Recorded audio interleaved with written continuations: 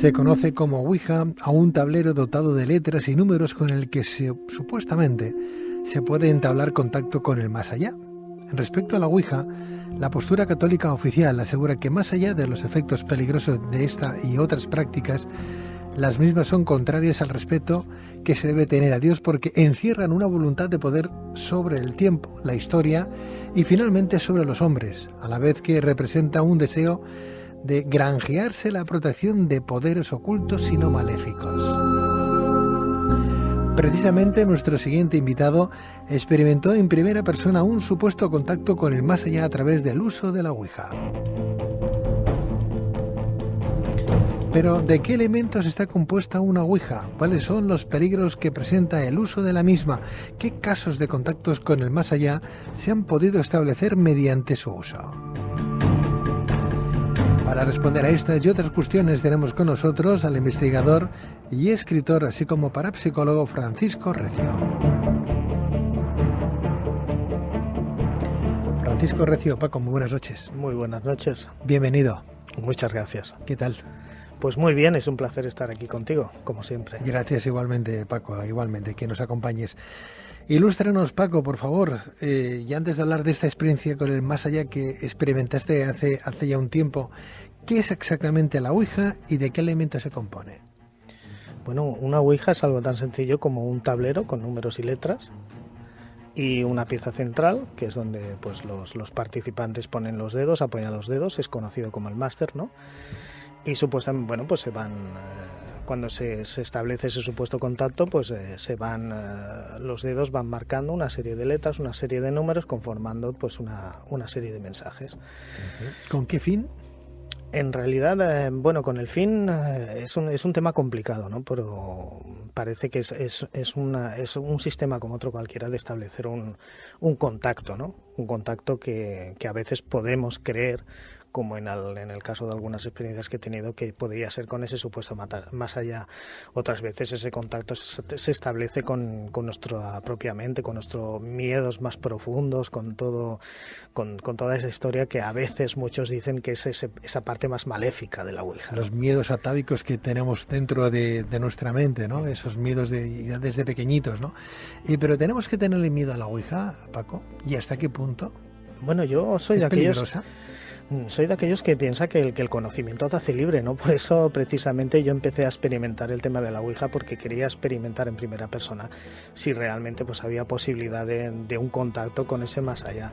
La verdad es que siempre he sido bastante reacio a creer que se puedan contactar con el más allá, pero siempre tienes algunas experiencias y algunas vividas en primera persona que te hacen pensar, bueno, de que al menos existe esa posibilidad, ¿no? De que en algunas contadas ocasiones establezcamos ese contacto con algo que va más allá de nuestra propia mente. Cuando uno tiene un contacto a esa magnitud, uno piensa, ¿quién es el que ha contactado? ¿Yo o han sido ellos? En el supuesto que hayan terceros, ¿no? Y si hay terceros, ¿quiénes son? Y si no hay terceros, ¿quién mueve ese máster o ese vaso, ese círculo que va penetrando o que va entrando en cada letra de ese alfabeto, ¿no? Claro, yo puedo hablar de las experiencias que he tenido. Hay muchas leyendas urbanas en torno a de que el vaso, bueno, pues se ha movido solo y todo esto, pero no hay ninguna grabación.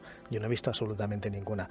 El máster se mueve por lo que conocemos como movimiento neuromuscular involuntario, o sea, son unos movimientos que no controlamos, pero la mueven los participantes de la Ouija. Claro, el tema complicado es cómo todas las mentes de todos los participantes hacen que se mueva en una dirección conformando palabras, ¿no? Porque yo a veces incluso deliberadamente en el estudio he hecho trampa para ver si la gente se daba cuenta, ¿no? Y evidentemente todo el mundo se da cuenta cuando tú mueves intencionadamente, ¿no? Claro, eso es esa conexión, esas energías que se concentran para formar un determinado mensaje es lo que te dice, bueno, cómo funciona, ¿no? Realmente la Ouija. Se habla de neuronas espejo, que todos pueden estar en conexión en un momento determinado, ¿no? Que podría ser esa una sí, solución, es que de ¿no? hecho tiene que haber algo por aquí, ¿no? De que todas esas mentes de alguna manera se conecten. Y bueno, esto a veces sucede, ¿no? Que llegas a conectar mentalmente con una persona. Es que esto no es algo tampoco tan extraño, me parece a mí, ¿no? Hay gente que tiene más empatía con alguno que con otros, ¿no? No sé, aquí lo notamos mucho y tú cuando en tu trabajo periodístico también lo habrás notado. Hay ciertas afinidades con ciertas personas que no con otras, ¿no? Y eso se llama pues esa empatía. No sé si neuronas espejo o energías extracorporales, ¿no? Alma, esencia, etcétera, etcétera. El doble etérico que todos tenemos, no lo sé. Yo siempre he dicho que las personas somos como una especie de esponjas energéticas y cuando hay alguien que de alguna manera, por decirlo, explicarlo de una manera sencilla, está en otra onda, en otra frecuencia, a lo mejor pues puedes tener una atracción sin saber por qué o un rechazo sin que necesariamente te haya hecho nada esa persona. Paco, antes de que vengas a explicarnos cuál ha sido tu experiencia con la Ouija, dices que hay que apoyar el dedo en el máster, ¿sí? Los dedos, sí. Los dedos. ¿No hay ninguna Ouija que no tengas que apoyarte y que se mueva sola? Porque eso sería fantástico, ¿no? Como leyenda urbana, ya te digo que sí, que hay mucha gente. Yo contacté con un grupo de Valencia que decía que hacían la Ouija así, sin moverlo, ¿no? Pero cuando ya insistí en ir, incluso en desplazarme a Valencia, porque no tenía ningún problema, para mí eso era maravilloso, ¿no? Verlo. La cosa quedó en que, bueno, al final que no podía, que era un grupo reducido, que no podíamos ir. Yo nunca lo he visto. Bueno, pero si hay esos talentos, si hay personas que tienen esas capacidades de mover los objetos a distancia, entre ese grupo de personas que estaban haciendo la Ouija, uno podría mover perfectamente. Entonces, sí, yo creo que se puede dar ese... Vamos a ver, yo creo que sí que hay siempre una persona o varias que son las que hacen, podríamos decir, de medium, ¿no? Que es la que de alguna manera canaliza ese mensaje. Esto sí, que se mueva sin apoyar los dedos, pues a lo mejor la telequinesis, a ver, se ha dado en algunas ocasiones, es posible, pero que realmente durante mucho tiempo que se dé esa telequinesis es lo que ya más me extraña algo más, ¿no? Sería como el tema de las teleplastias, por ejemplo. Han ocurrido cuando el investigador va, pero el investigador, por ejemplo, en tu caso, ¿has visto algún día alguna teleplastia, por ejemplo? Yo he visto algo que se asemeja, ¿no? a caras y a rostros. ¿Sí? Lo que pasa es que, claro, la clásica palabra que ahora está tan de moda, que es la pareidolia, ¿no? Aquello que nos recuerda algo sin que necesariamente sea eso, sí que las he visto, pero claro, por el hecho de que tú veas algo que te recuerda a un rostro, si no hay algo más, pues me deja como un gusto un poco agridulce, ¿no? Porque, bueno, sí hay una teleplastia, pero ¿para qué, no? Porque hay algún otro tipo de fenómeno paranormal que acompañe, hay algo. Entonces, si solo ves ese rostro, bueno... Bien es cierto que a veces yo tengo la teoría de que cuando alguien se nos quiere comunicar usa el medio que puede y el que tiene a su alcance, ¿no? Igual que con las personas. Ojo, es teoría, ¿eh? Paco, no obstante, si nos remitimos y hacemos un poquito de historia y nos vamos a aquellas fotos de principios de siglo, por ejemplo, del siglo pasado, ¿no? O incluso a mediados de siglo, ¿no? Que se habían ciertas personas mediums que a través de, cuando entraban en trance, a través de su boca aparecía absolutamente todo, en aquella especie de nebulosa que salía y que de alguna manera rodeaba de una especie de ectoplasma a la gente que estaba allí. Nunca más se supo. Es como si la fotografía hubiera adquirido un poco más de conocimiento, que ahora tenemos poder para hacer unas fotografías muy fidedignas, con una rapidez en cada fotograma importantísimo, pues para captar ciertos movimientos, y ahora esas mediums con esos ectoplasmas no aparecen en ninguna foto. No hay fotos, es más.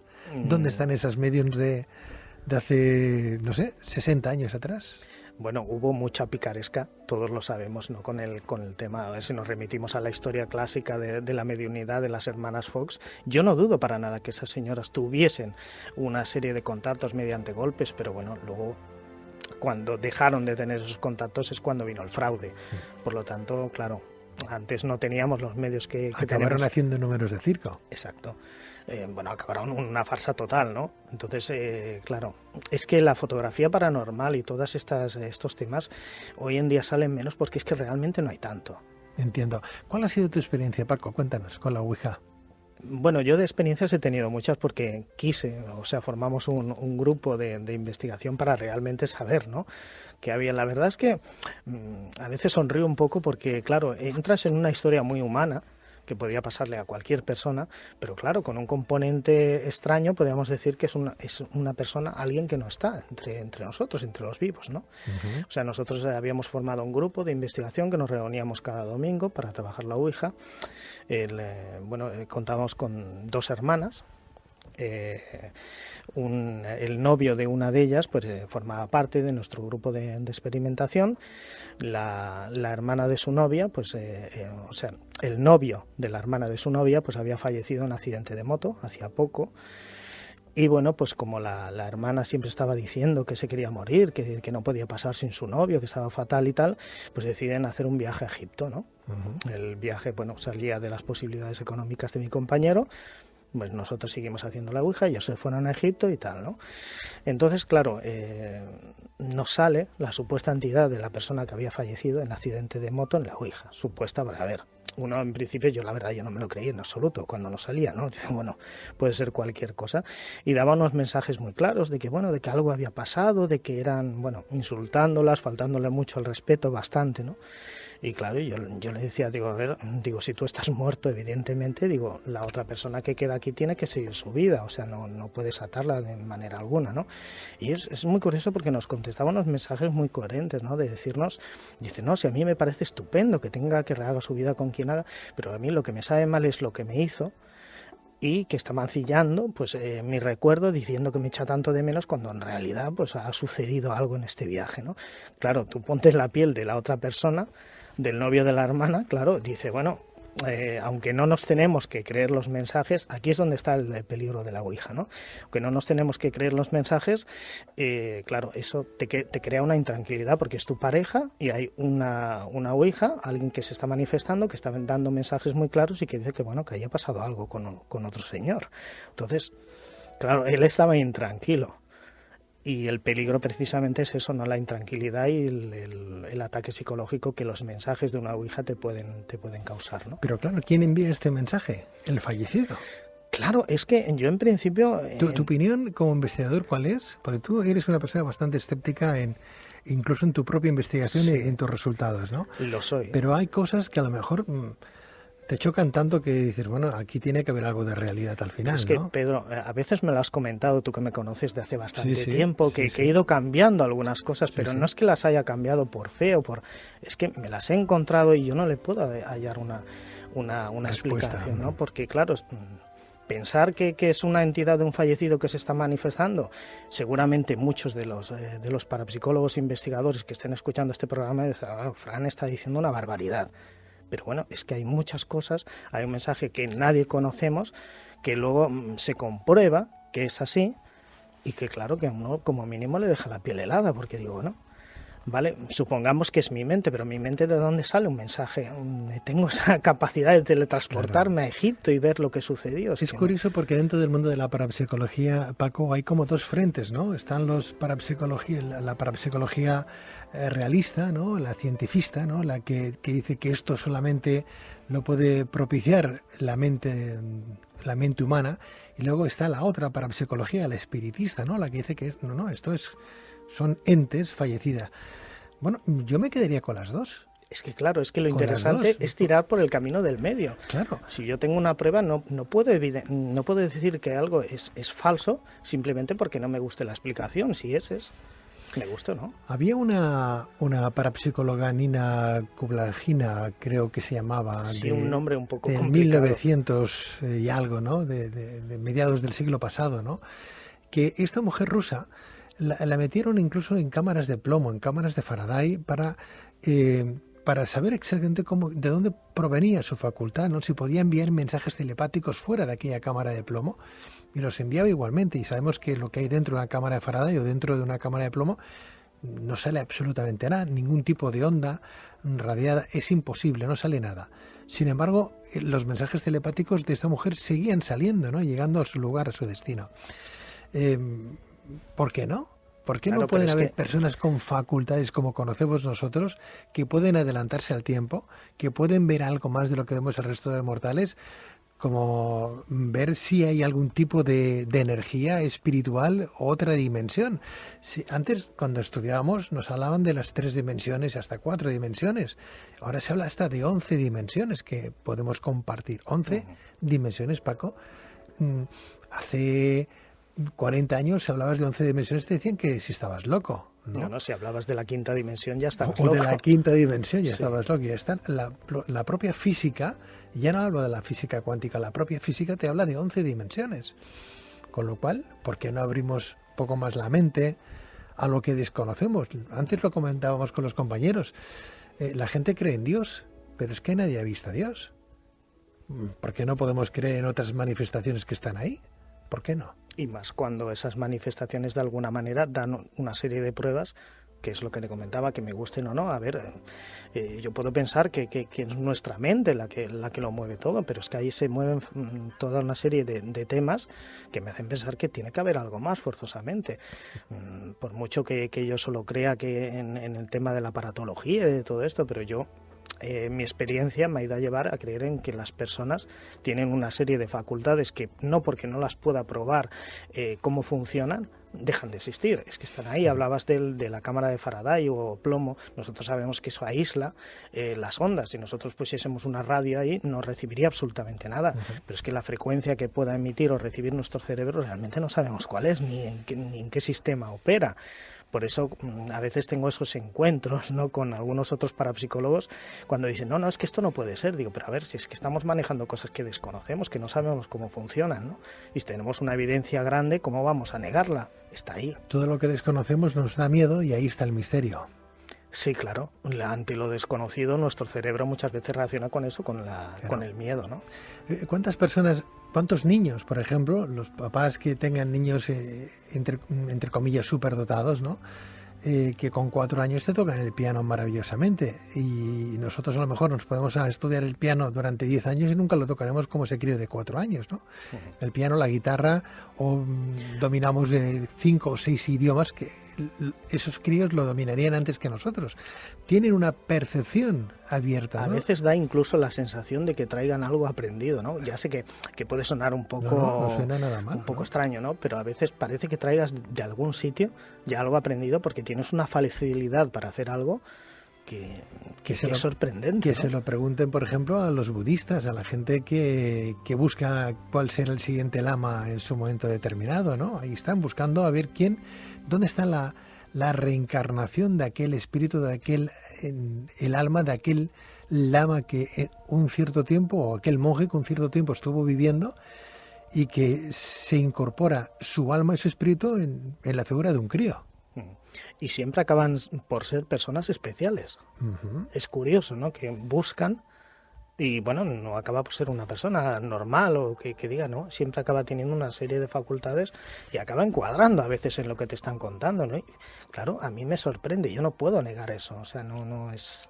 La ley del eterno retorno, la ley de la reencarnación, ¿por qué no? Las manifestaciones que la Iglesia Católica nos habla desde el punto de vista de la resurrección, a lo mejor no es otra cosa que esa ley del eterno retorno de la reencarnación, ¿no? Uno tiene que vivir diferentes planos de conciencia cuando tiene que viajar al cielo o al infierno en función a sus actos.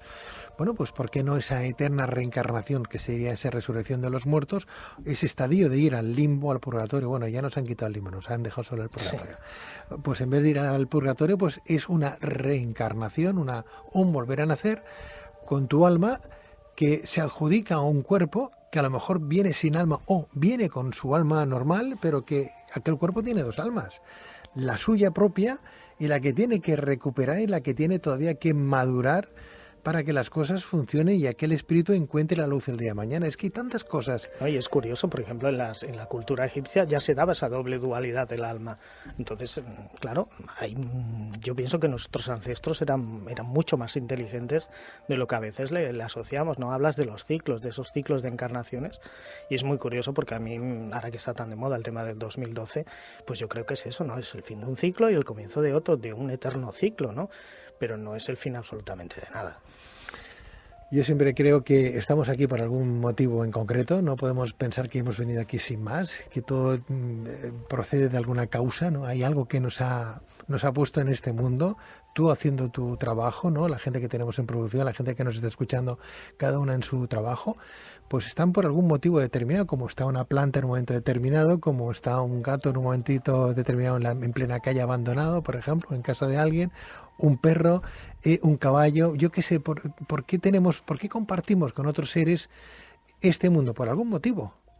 Incluso lo que día a día te va pasando son experiencias que a veces dices, uy, pues esto es terrible o es maravilloso, y acaba convirtiéndose en lo contrario porque necesitas evolucionar de alguna manera, aprender cosas, que solo a través de esas experiencias puedes llegar a aprenderlas. Si no las hubieses tenido, a veces disfrutamos y sabemos lo que es lo bueno conociendo también lo que es lo malo, porque si no, no podríamos comparar una cosa con otra. Paco, ahora llegará verano en 2 días, ¿no? Y empezará la gente que no es buena a abandonar a los animales, porque la gente que es buena y tiene animales en casa los han comprado para los niños, los han adoptado, es igual, pero los tienen en casa, y porque tienen que hacer vacaciones, que son 2 días al año, abandonan a los animales que solo nos deben dar cariño. Es gente que, bueno, que habría que tachar de la lista, ¿no? La gente que abandona al animal hay que tachar a la lista, porque si eso lo hacen con un animal, ¿qué no harán con otra persona, no? Yo solo puedo entender para este tipo de acciones 2 cosas. Una, o lo que dices muy bien, tacharlos de la lista con todo lo que ello implica, o que sean enfermos. Claro. Porque es que otra cosa no. Lo peor del caso es que la gente que actúa de esa manera, lo que no saben es que, hablando de esa ley del eterno retorno, no hagas a los demás lo que no quieras que a ti te hicieran. O sea, que si de alguna manera, si tenemos que pasar por esos ciclos de involución, porque maltratar a tus semejantes o maltratar a cualquier animal es ir hacia atrás, ¿no?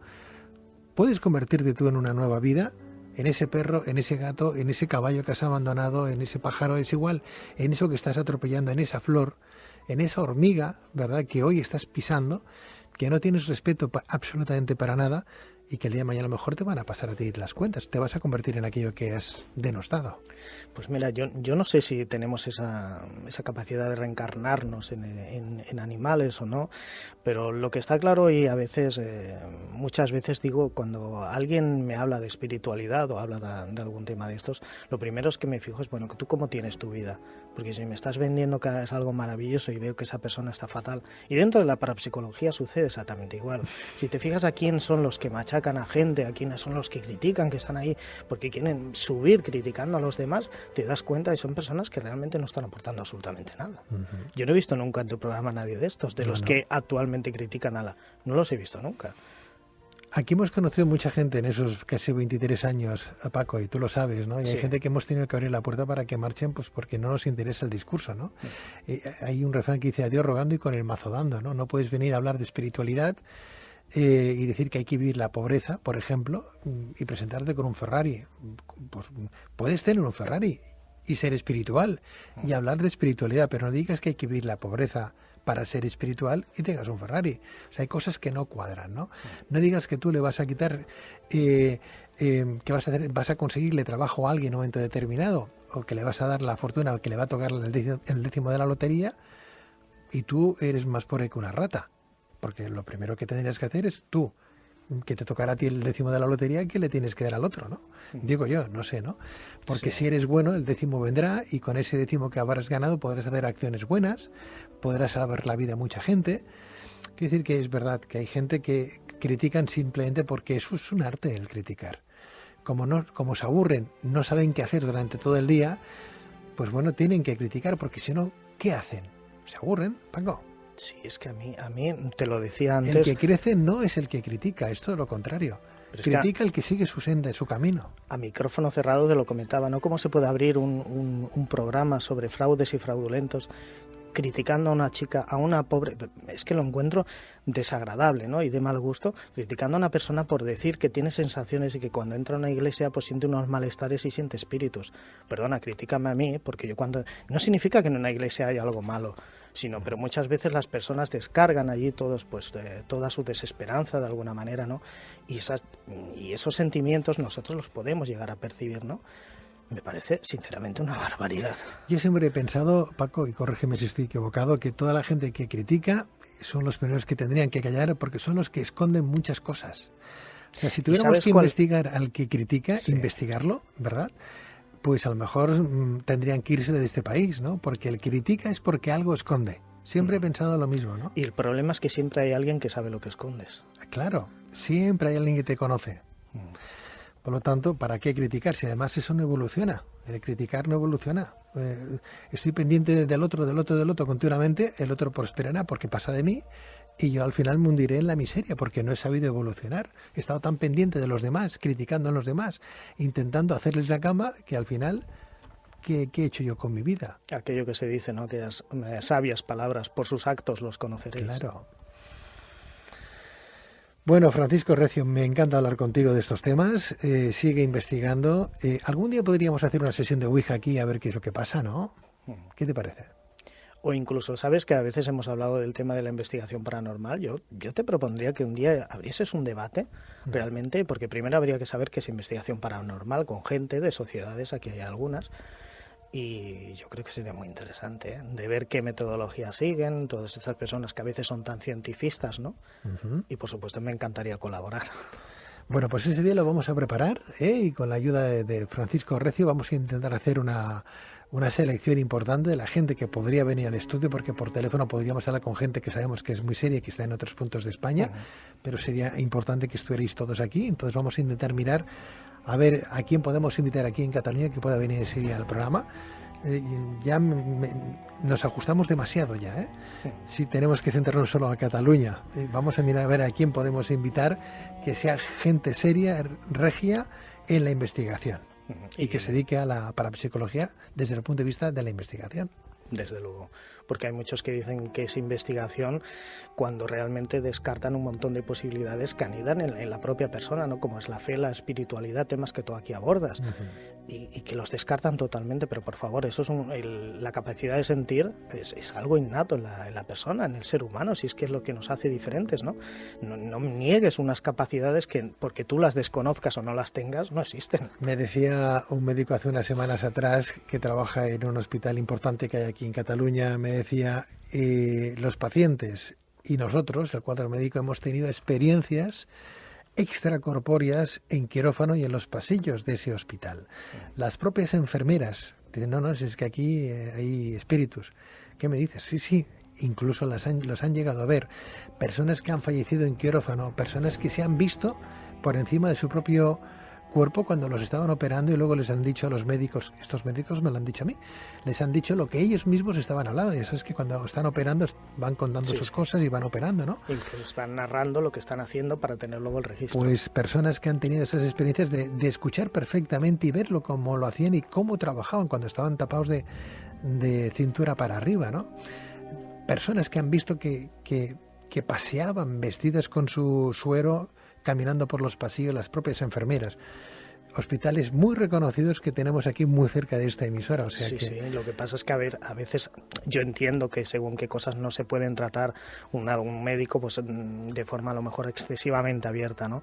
Pero que han tenido experiencias. A mí me lo contaba, o sea, yo entrevisté a una persona que era enfermero y él me lo comentaba, dice, es que están a la orden del día este tipo de experiencias, ¿no? Y claro, uno dice, bueno, pues si son personas de toda confianza, que no te están engañando absolutamente, pues algo existe evidentemente, ¿no? En lugar de criticarlo, vamos a intentar a ver si podemos recopilar, elaborar una estadística, qué factores intervienen. Para mí esto es investigación, ¿no? Bueno, pues esta noche está con nosotros Paco Recio, parapsicólogo, presidente de la Asociación Catalana de Estudios Paracientífico, escritor, periodista, porque también hace